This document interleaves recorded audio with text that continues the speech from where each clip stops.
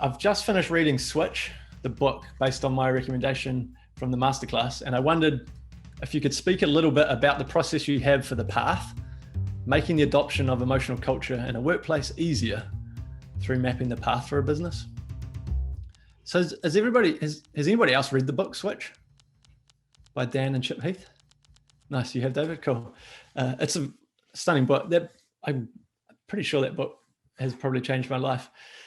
It's a really beautiful book. And in the book, if you don't know, the metaphor that is at the core of the book is that I've named our business after, but the elephant, the rider, and the path. So the elephant being our emotions, that gives us passion, energy, and drive. The rider being our rational mind, that gives us direction, helps us plan and think long term. And then the path, which is the environment around us. And they talk about shaping the path. So for anything to change, you need to be aware of the path and the environment and to shape the path, as they call it. And so this really got me thinking this question, Kaylee, because it's in the game naturally on one level.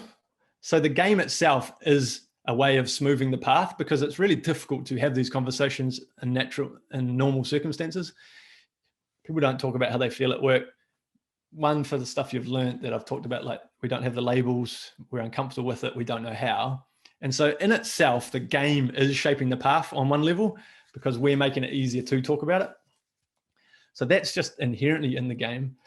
But building habits is a really important part of what they call shaping the path. So how we shape the environment. And I sort of touched on it in that last question, but the more we use the game in small ways, but often, the easier it is to build habits around it. And so that's why I'm a huge fan of those small micro check-in conversations on a regular basis, because those slowly build habits over time.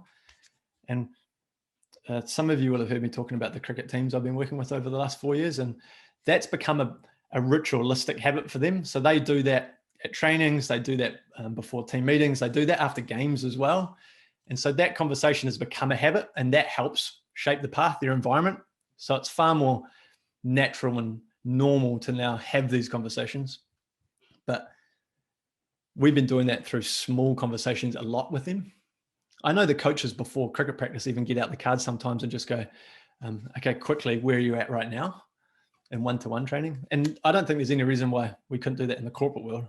If they can do it in the sports world in a cricket net, then why couldn't it happen in a workplace where we're supposed to be communicating together and we're supposed to be connecting? So building the habits through small actions that we do a lot. Unfortunately, that takes effort and time as a leader, but building habits aren't an easy thing to do. So small micro conversations slowly build a habit with these conversations. So that's one of the other ways, I think, from shaping the path perspective. Another way I've been thinking about shaping the path and using this game is injecting it into existing meeting rituals or mechanisms. So if you have a weekly meeting already, what I'm trying to say is don't necessarily create new meetings to do this. Inject it into meetings that already exist within frequencies or structures. So carve out small bits of time within existing things. So it's not, oh, here's another meeting on top of another thing on top of another thing. Certainly injecting it into existing structures is really important. And an example of that, a company I work with, must have been 3 years ago now, they wanted to go through this process, but the CEO of the company said, why don't we just carve off, they had an 1.5-hour team meeting every week. Why don't we carve off half of it at the start or the end of half of it each week? And they did the whole Map Your Emotional Culture workshop over 8 weeks. And they just took 45 minutes out of their normal schedule, out of their normal meeting rhythm. And I was like, that's a cool idea. I'd love for you to experiment with it that way. So not creating extra things necessarily, but using what you've already got and rearranging it and doing different things with what you've got. The other thing when it comes to the path is they talk about rallying the herd, like a herd mentality, getting people to, there's a contagion about it and making it contagious. But the more people play with this, the more contagious it becomes. You can see how they come back to the frequency, small things often, how that helps. And there's more interest generated. I know with one government agency here in New Zealand, I've only worked with one team, but I know 6 teams are using it, I think now. But slowly people started talking about it. just because that one team started. And that's a contagion thing. So when tackling maybe bigger challenges, don't think about how you can change the whole organization at once. Think about how you can change one team and get them talking about it, and how and leverage the contagion that might come from that. Yeah.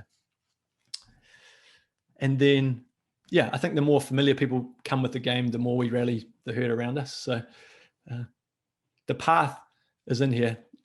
Shaping the environment as we can do with this game, and we can use existing things in our environment to get the most out of it.